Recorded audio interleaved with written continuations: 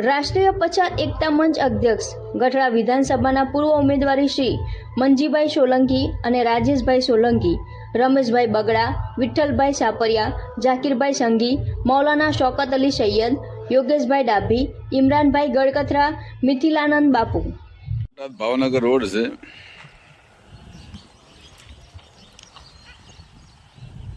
અને કેટલાક સમયથી આ ગાય જીવનને મૃત્યુથી લડી રહેશે ને હું મારા માધ્યમથી બને એટલી સેવા કરું છું, પણ કોઈ પશુ ચિકિત્સક નથી આવતા.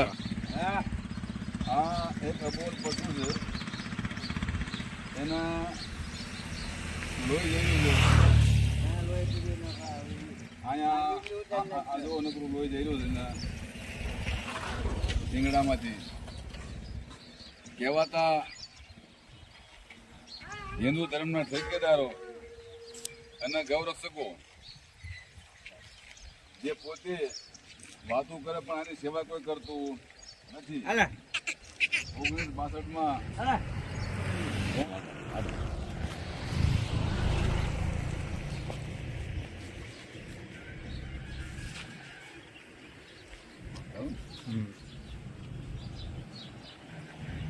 કહેવાતા ગૌરક્ષકો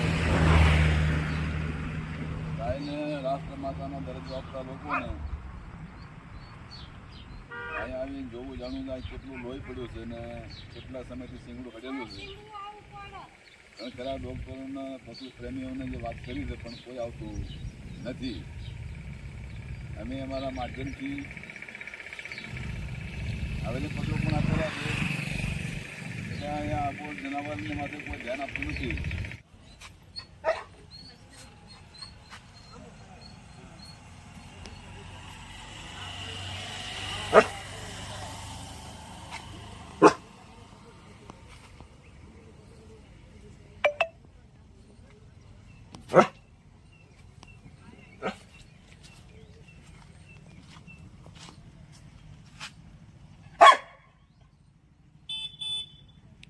છેલ્લા 3 મહિનાથી આ ગાય અહીંયા આટા મારે છે.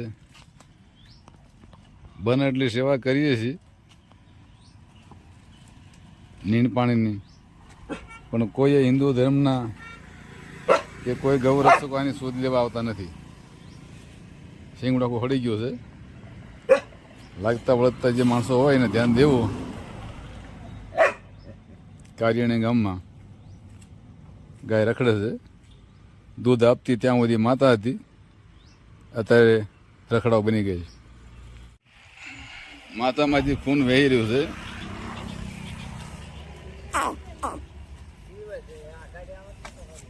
હાલો.